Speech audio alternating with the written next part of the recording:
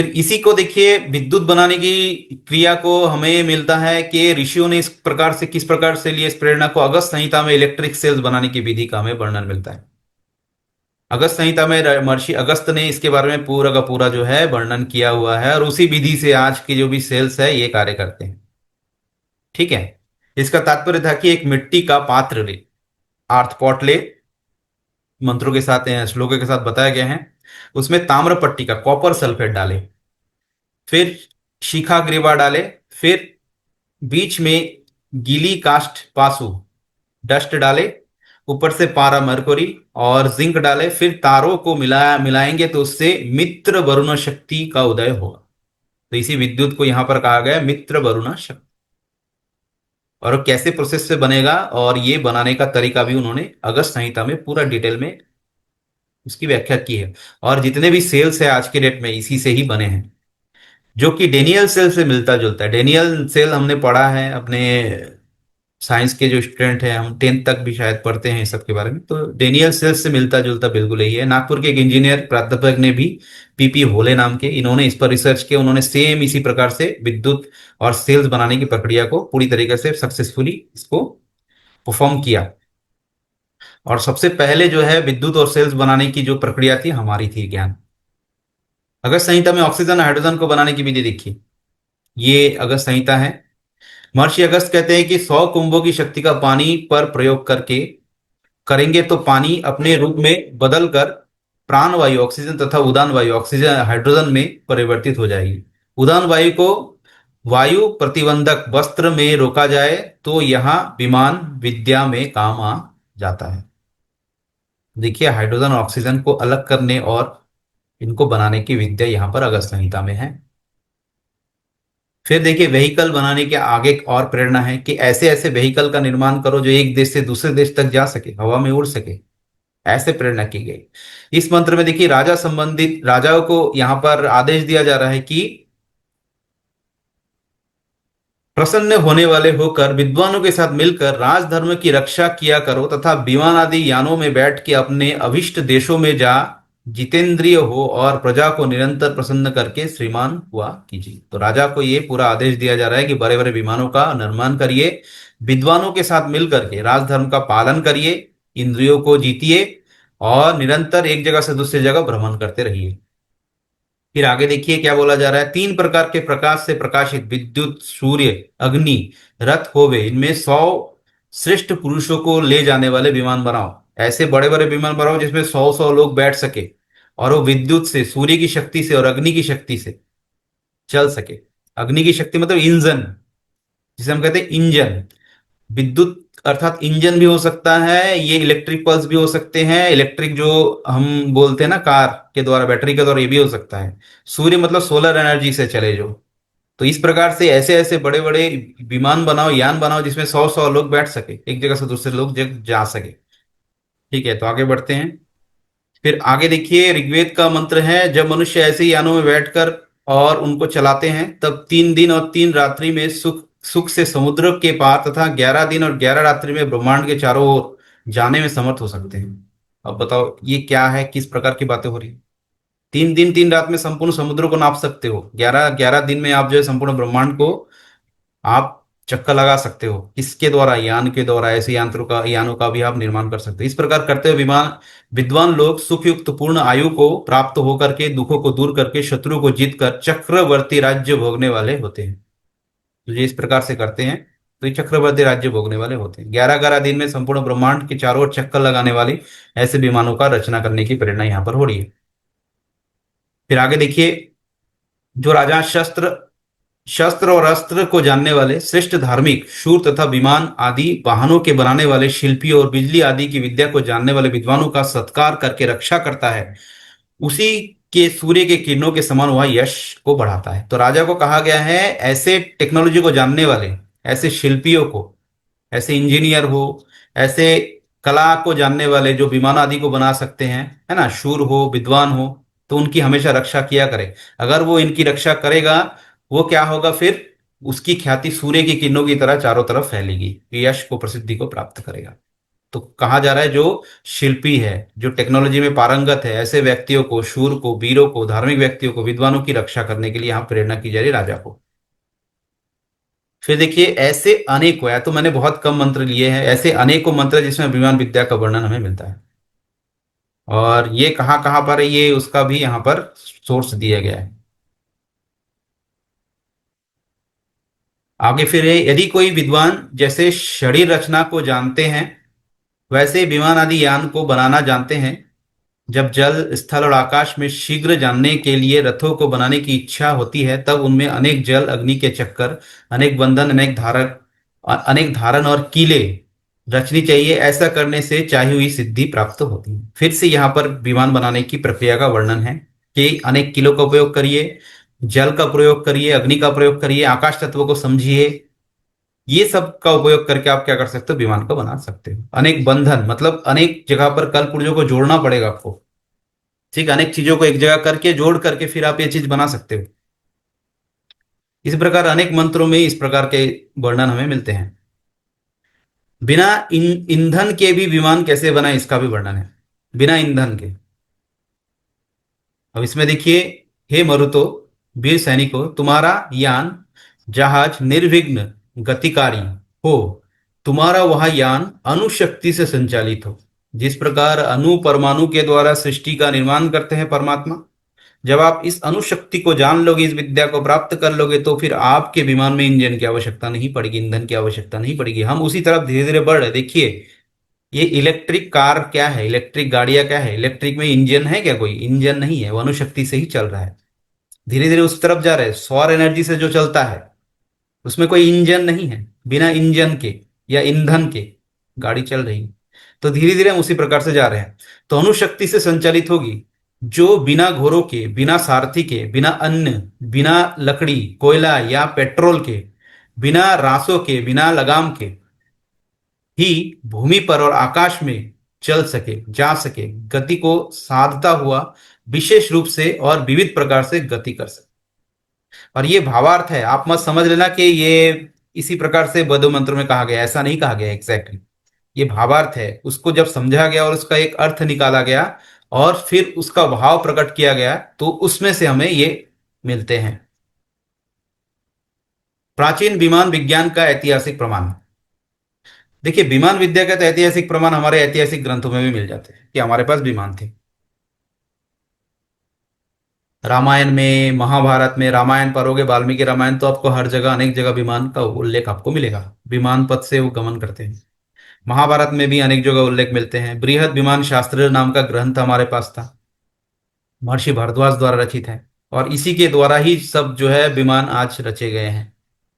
यंत्र सर्वस्व नामक ग्रंथ महर्षि भारद्वाज ने 500 प्रकार से विमान बनाने की प्रक्रिया बताई है इसमें। ठीक है, तो विमान के सबसे पहले आविष्कारक कौन है? महर्षि भारद्वाज। इन्होंने 500 प्रकार से विमान कैसे कैसे, अलग छोटे से लेकर के बड़े बड़े प्रकार के विमान कैसे बनाए, उसका वर्णन यहाँ पर हमें मिलता है यंत्र सर्वस्व में, जिसे हम बृहद विमान शास्त्र भी कहते हैं, जो आज जो है हमें बहुत ही प्रक्षिप्त अवस्था में, और प्लस बहुत से इसके भाग अभी विलुप्त हो गए, नहीं मिलते हमारे पास। पूर्ण रूप से ये ग्रंथ उपलब्ध नहीं है, कुछ भाग हमारे पास आज उपलब्ध हैं। फिर गया चिंतामणि ग्रंथ, इसमें भी हमें उल्लेख मिलता है। भोज प्रबंध राजा भोज द्वारा लिखा गया, गया चिंतामणि भी राजा भोज द्वारा लिखा गया, सारंग सूत्राधार ये भी राजा भोज द्वारा लिखा गया। तीनों ग्रंथ में हमें विमान के बारे में उल्लेख मिलते हैं। ऋग्वेद भाष्य भूमिका महर्षि दयानंद सरस्वती द्वारा लिखा गया, उसमें भी उन्होंने विमान के बारे में पूरा जो है ऋग्वेद में जो भी मंत्र हैं उनको विमान बनाने का जो एक चैप्टर है उन्होंने बनाया कि विमान को इस प्रकार से देखिए, विमान विद्या का ऋग्वेद में इस प्रकार से उल्लेख किया गया है। तो इस प्रकार से अनेकों ग्रंथ है जिसके द्वारा हम विमान विद्या को जान सकते हैं, और आज की जो विमान विद्या है इसी पर आधारित है। पहली बार विमान किसने उड़ाया था? आधुनिक भारत में सबसे पहले विमान उड़ाया था, देखिए, शिवकर बापूजी तलपड़े ने मुंबई में उड़ाया था। 1895 में उड़ाया था उन्होंने, सबसे पहले विमान बनाया था। और उन्होंने इसी ऋग्वेद भाष्य भूमिका पुस्तक से प्रभावित होकर के, साथ ही साथ उन्होंने बृहद विमान शास्त्र यंत्र सर्वस्व इस पुस्तक के द्वारा, इस ग्रंथ के द्वारा उन्होंने क्या की थी? विमान की रचना की थी। ठीक है, शिवकर बापूजी तलपरे ने मुंबई में जुहू ब्रिज में सबसे पहले, आधुनिक भारत की बात कर रहा हूं मैं, ये रामायण महाभारत काल की बात नहीं कर रहा हूं। आधुनिक विमान के रचयिता कौन है? एक भारतीय है, शिवकर बापूजी तलपड़े ने की थी 1895 में। और 1905 में इसी मॉडल को चुरा करके, षड्यंत्र करके अंग्रेजों ने, क्योंकि इस समय अंग्रेजों का शासन था भारत में, ठीक है, इनके रिसर्च में पैसा नहीं लगा, इनको बहुत अधिक पैसे धन की आवश्यकता थी, तो षड्यंत्र करके इनसे वो मॉडल चुरा करके 1905-6 में राइट ब्रदर्स ने उसी मॉडल के आधार पर जो है अपना जो है पहला विमान उड़ाते हैं और कह देते हैं हमने विमान की रचना की है, खोज की। देखिए वेदों में फिर भाप इंजन आदि बनाने की प्रेरणा, आप स्वयं रिसर्च भी कर सकते हो, देख सकते हो इंटरनेट में भी बहुत सारे आपको अध्ययन इसके बारे में मिल जाएंगे। भाप इंजन आदि बनाने की प्रेरणा, देखिए भाप इंजन बनाने की प्रेरणा दी जा रही है यहाँ पर वेदों में। जब यानों में जल और अग्नि को प्रदीप्त करके चलाते हैं तब ये यान और स्थानों को शीघ्र प्राप्त कराते हैं। इसमें जल और बाष्प के निकलने पर एक ऐसा स्थान रच लेवे कि जिसमें होकर के बाष्प के निकलने से वेग की वृद्धि होवे। इस विद्या का जानने वाला ही अच्छे प्रकार से सुखों को प्राप्त होता है। तो भाप इंजन बनाने की प्रेरणा हमको यहां से मिल रही है। फिर गणित विद्या की देखिए, हम जानते हैं कि हमने केवल शून्य दिया है ना, हमें यही बताया जाता है कि भारत ने केवल शून्य दिया है। यहाँ पर 19 डिजिट तक, 19 डिजिट तक जोड़ना घटाना वर्गमूल घनमूल उसका क्यूब स्क्वायर सब हमने दिया है। उसका मल्टीप्लिकेशन सब्सट्रैक्शन 19 डिजिट तक इंट्रोड्यूस किया गया है वेदों में, वेदों के मंत्रों में 19 डिजिट तक की संख्या को इंट्रोड्यूस किया गया है वेदों में। ये मंत्र है, मंत्रों में 19 संख्या तक जोड़ना घटाना गुना करना स्क्वायर करना क्यूब निकालना सब कुछ बताया गया है। और हमने केवल क्या दिया है, शून्य दिया है, ठीक है। जहां वेदों में ही कह दिया जा रहा है 19 डिजिट तक, अब बताओ उसको आगे फिर हमने रचा है इसको, यहाँ पर सेम वही बातें, जोड़ना घटाने की बातें और ये गुना कर कैसे करे उसके बारे में बताया गया है यजुर्वेद के मंत्रों में। तो देखिए यजुर्वेद के मतलब बड़ी संख्या को जोड़ना घटाना गुना करना भाग वर्गमूल घनमूल आदि सब कुछ यहाँ पर हमें मिलते हैं, स्क्वायर रूट क्यूब सब कुछ हमें मिलता है। मल्टीप्लिकेशन एडिशन, तो सूत्रात्मक ज्ञान ईश्वर को देना पड़ेगा, अन्यथा उसके संख्यात्मक ज्ञान के बिना हम कुछ भी नहीं जान सकते कौन सी संख्या क्या है। फिर ऋषियों ने उसको जाना और उसको आगे विस्तार दिया। सेम उसी उसी प्रकार के जो है मंत्रों के द्वारा, पिछले मंत्र में एक संख्या को जोड़ने घटाने की ही यहाँ पर बात हो रही है, उसी प्रकार के सम संख्या विषम संख्या का ज्ञान, इवन ऑड नंबर का ज्ञान, दो संख्याओं को जोड़ना दो संख्याओं को घटाना। जैसे हमें देखिए आजकल एक दो संख्याओं का जोड़ना घटाना में बता दिया जाता है, छोटी छोटी संख्याओं का, उसके बाद बड़ी बड़ी संख्याओं को जोड़ना घटाना हम स्वयं से सीख जाते हैं। अब आवश्यकता है सिखाने की, कुछ भी संख्या मैं आपको दे दूं तो आप जोड़ना घटाना उसको माइनस प्लस कर लेंगे सब। क्यों कर लेंगे, क्योंकि बीजात्मक ज्ञान आपको मिल चुका है, किसी ना किसी शिक्षक के द्वारा किसी ना किसी गुरु के द्वारा आपने वो ग्रहण किया होगा सीखा होगा, तभी आप जाकर के आज जानते हो। उसी प्रकार बीज रूप में सबसे प्रथम गुरु कौन थे, परमात्मा, जिन्होंने हमें संख्या का ज्ञान दिया था, भाषा का ज्ञान दिया था, ठीक है। तभी हमने उसको आगे डेवलप किया है। वेदों में गणित विद्या, आगे उसी प्रकार से देखिए, फिर महर्षि भास्कराचार्य आर्यभट्ट आए, आदि महान महान ऐसे ऋषि आए और ऐसे दार्शनिक आए जिन्होंने क्या किया, इस गणित विद्या और ज्योतिष में उन्होंने काम किया, उन्होंने अपना पूरा जीवन दे दिया और अलग अलग महान महान ग्रंथ रचे, गणित के ऊपर, ज्योतिष विद्या के ऊपर, खगोल शास्त्र के ऊपर, ठीक है। तो उसमें से कुछ जो नाम है बहुत ही महत्वपूर्ण है, जैसे भास्कराचार्य ने, इनके द्वारा रचित कुछ ग्रंथ है सिद्धांत शिरोमणि, लीलावती, बीज गणित, ग्रह गणित तथा गोलाध्याय नामक चार भाग है इसके, ठीक है। सिद्धांत शिरोमणि के चार भाग है, एक लीलावती है।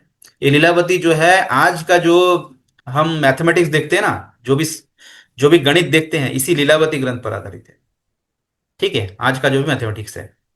और इन्होंने सिद्धांत शिरोमणि में चार भागों में अलग अलग प्रकार के गणित के अलग अलग विद्याओं के बारे में, देखिए बीज गणित अलजेब्रा जिसे हम कहते हैं, इसके बारे में पूरा डिटेल दिया है। उसके बाद ऋषियों ने अलग अलग ऋषियों में शुल्ब सूत्र रचा है। शुल्ब सूत्र एक ऐसा ग्रंथ है जो ज्यामिति ज्योमेट्री का पूरा ज्ञान हमें देती है, ज्योमेट्री का पहला ग्रंथ है शुल्ब सूत्र जो ऋषियों ने बनाया था। और कहाँ से आया था उनको ज्ञान, वेदों से, वेदों के मंत्रों के अर्थों को जान करके उन्होंने उसको जाना। तो सिद्धांत शिरोमणि नाम के ग्रंथ में इस प्रकार चार भाग में है, ये चार भाग क्रमशः अंक गणित, बीज गणित, ग्रहों की गति के संबंधित गणित के बारे में संबंधित है, ग्रह नक्षत्रों की गति से संबंधित है। फिर देखिए गुरुत्वाकर्षण ग्रेविटी की खोज हम सोचते हैं कि एनी टाइम किसने किया था, इसकी खोज आधुनिक जगत में कौन किया था, न्यूटन ने किया था, ऐसा हम समझते हैं कि ग्रेविटी न्यूटन की खोज है। लेकिन उससे भी हजारों वर्ष पहले वेदों में तो मंत्रों में है ही, साथ ही साथ सिद्धांत शिरोमणि में भी, और अनेकों मंत्रों में, अनेकों ग्रंथों में ऋषियों ने इसके बारे में विशेष उल्लेख किया हुआ है। ग्रेविटेशनल फोर्स पृथ्वी का एक अपनी एक शक्ति है, आकर्षण शक्ति है, उसके बारे में। पृथ्वी में आकर्षण शक्ति है, सिद्धांत शिरोमणि गोलाध्याय में है, भवन कोश में ये आपको मिलेगा। पृथ्वी में एक आकर्षण गुरुत्वाकर्षण शक्ति है। पृथ्वी अपनी आकर्षण शक्ति से भारी पदार्थों को अपनी ओर खींचती है, और आकर्षण के कारण वह जमीन पर गिरती नहीं है। पर अपने पर जब आकाश में शक्ति ताकत चारों ओर से लगे तो कोई कैसे गिरे, अर्थात आकाश में ग्रह निरालंब रहते हैं क्योंकि विविध ग्रहों की गुरुत्वीय शक्तियां संतुलन बनाए रखती हैं। अब देखिए, पृथ्वी तो हवा में है ना, किसी पर लटकी तो है नहीं, किसी के सहारे तो है नहीं पृथ्वी। फिर वो अपने अक्ष को छोड़ करके, अपनी परिधि को छोड़ करके, अपने ऑर्बिट को छोड़ करके बाहर क्यों नहीं निकलती? इसका कारण यहां पर बताते हैं सिद्धांत शिरोमणि, पृथ्वी में अपनी आकर्षण एक शक्ति है, साथ ही साथ अन्य ग्रह नक्षत्रों की भी आकर्षण शक्ति उसको कंट्रोल करती है। एक तो सूर्य का है, ठीक है, इसके बारे में यहां पर वर्णन की गई है। फिर 12 मिहिर ने सूर्य सिद्धांत नामक ग्रंथ रचा। भारतीय खगोल के क्षेत्र में, एस्ट्रोनॉमी के क्षेत्र में ये महान ग्रंथ है, बहुत ही महत्वपूर्ण ग्रंथ है, जिसमें सौरमंडल आदि का वर्णन है, जीवन विभिन्न ग्रह उसके चालों का वर्णन है, उसके बारे में यहाँ पर जानकारी दी गई है, उसकी गति का वर्णन है।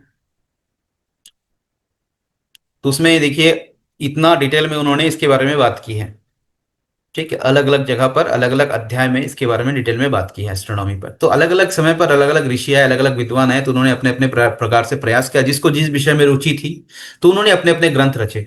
ऐसे करोड़ों ग्रंथ रचे गए थे हमारे ऋषियों के द्वारा, ज्ञान का महान भंडार था। ऐसे ही नहीं था भारत विश्वगुरु, भारत विश्वगुरु ज्ञान के आधार पर था, चरित्र के आधार पर था, ठीक है। आज भौतिक उन्नति के आधार पर नहीं, भौतिक उन्नति के आधार पर आप किसी का विश्वगुरु नहीं बन सकते।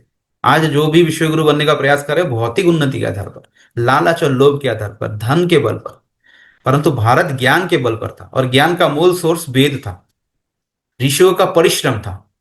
और ये परिश्रम, ये जो हमारे पास ज्ञान का भंडार था, आकर के आक्रांता बाहर से आए, बड़े बड़े विश्वविद्यालय जला दिए गए, नष्ट कर दिए गए, कुछ चुरा लिए गए, ठीक है, जिसका परिणाम आज हम भोग रहे हैं।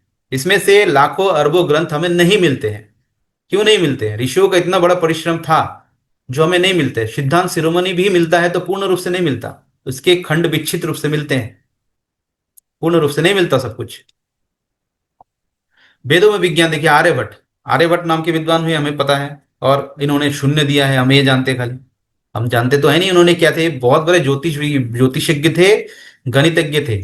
ज्योतिष का अर्थ होता है खगोल विज्ञान को जाने, ये हाथ देख करके भविष्य बताने वाले, ये एस्ट्रोलॉजिस्ट नहीं थे, ठीक है, ये खगोलविद थे, मतलब एस्ट्रोनॉमिस्ट थे, एस्ट्रोलॉजी वाले नहीं थे, एस्ट्रोनॉमी वाले थे।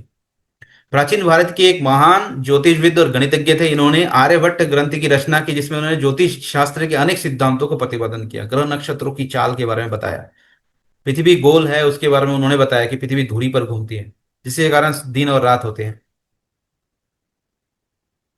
फिर इस प्रकार से अनेकों ऋषियों ने, अनेकों विद्वानों ने, अनेकों दार्शनिकों ने ये प्रयास किया, और उन्होंने अपना अपना अलग अलग ग्रंथों के द्वारा इसको समझाने का हमें प्रयास किया। अब वैदिक प्रेरणा से आधुनिक विज्ञान की उत्पत्ति देखिए, इस प्रकार से हम कह सकते हैं कि जितने भी टेक्नोलॉजीज है आज के समय में, उनका बीज कहां पर है? वेदों में।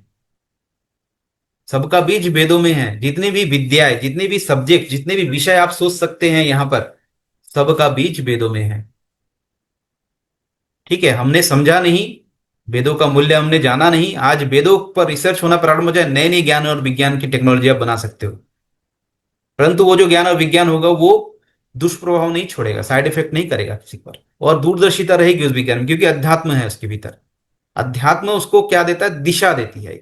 अध्यात्म उसको कंट्रोल करता है, ठीक है। उन्नति को, टेक्नोलॉजी को डेवलप किया जाता है, तो भविष्य की पीढ़ी को ध्यान में रख करके ही कोई टेक्नोलॉजी बनाई जाती है। आज बनाई जा रही है क्या? कोई भी इन्वेंशन हो रहा है क्या भविष्य के पीढ़ी को ध्यान में रख करके, भविष्य को ध्यान में रख करके? केवल और केवल आज की बातें हो रही है, आज के प्रॉब्लम को सॉल्व करने का प्रयास किया जा रहा है, जो आज के प्रॉब्लम को सॉल्व करने के साथ साथ भविष्य में क्या करता है? वो समाज को दूषित करता है, मनुष्य के लिए वो विनाशकारी बन जाता है। तो ऐसी टेक्नोलॉजी हमें नहीं चाहिए, ऐसा साइंस हमें नहीं चाहिए, ये विनाशी करेगा। और देखिए साइंस जब से डेवलप होना प्रारंभ किया है, 1 से 200 वर्षों में हमने जितना पृथ्वी का नष्ट कर डाला, पृथ्वी के संसाधनों का दुरुपयोग किया है, मनुष्य समाज पतित हुआ है। हमारा जो औसत आयु कम हो गया है, हम ना ज्ञान के स्तर पर आगे बढ़ पाए, ना हम आयु के स्तर पर आगे बढ़ पाए, ना ही हम भोजन को शुद्ध रख पाए, पंच तत्वों को दूषित कर दिया। किसी ने किया है? यही इसी विज्ञान ने, इसी साइंस ने किया है। इसी का परिणाम आज हम भोग रहे हैं। तो जितने भी विद्याएं हम देखते हैं, सभी का बीज जो है वेदों में है। फिर निष्कर्ष देखिए, वेदों में विज्ञान केवल कल्पना नहीं, यथार्थ है। जो ये कल्पना मानते हैं उनको ये सब जो मंत्र है उनको दिखा दीजिए, उनको बता दीजिए, ठीक है। वेदों में केवल धार्मिक ग्रंथ समझना उनकी व्यापकता को सीमित करना होगा। दोनों है, परा और अपरा दोनों है। वेदों में निहित ज्ञान में ब्रह्मांड की उत्पत्ति, पदार्थों की गति, ऊर्जा के स्रोत, गणितीय सूत्र, विमान निर्माण, पृथ्वी की गोलाई, खगोल शास्त्र, ये सभी आधुनिक विज्ञान के स्तंभ यहाँ पर है। दुनिया का कोई भी ऐसा ग्रंथ नहीं है जो एक क्लेम कर सकता है ये ज्ञान उसके भीतर है, ठीक है। क्योंकि सभी इतने प्रकार की विद्याएं का बीजात्मक रूप अगर वहां पर है, एक मनुष्य को इतनी विद्या नहीं आ सकती। अगर वेद मनुष्य द्वारा रचित है तो कोई एक मनुष्य इतना ज्ञान नहीं धारण कर सकता, ठीक है। मनुष्य अधिक से अधिक 1 2 3 4 5 में ही पारंगत हो सकता है, अन्यथा नहीं। इतनी विस्तार में इतना बीजात्मक ज्ञान किसी ऐसे शक्ति को ही हो सकता है जिसने उसको बनाया है।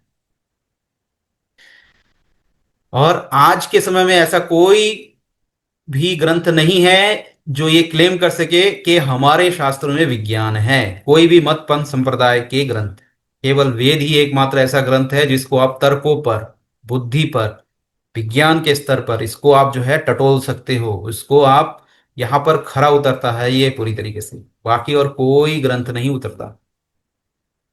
यदि हम इस वैदिक विज्ञान को पुनः समझे तो आधुनिक सभ्यता को ना केवल एक आध्यात्मिक दिशा मिलेगी बल्कि विज्ञान में भी क्रांति आ सकती है। तो वेदों पर रिसर्च होना बहुत जरूरी है, जो नहीं हो रहा है। अगर ये करना हम प्रारंभ कर दे, एक नई टेक्नोलॉजी, एक नया विज्ञान हम बना सकते हैं। साथ ही साथ भारत फिर से पुनः विश्व गुरु बन सकता है। तो भारत विश्व गुरु किस लिए था? क्योंकि वेदों का ज्ञान था उसके पास, इसी के अनुसार वो टेक्नोलॉजी डेवलप करता था।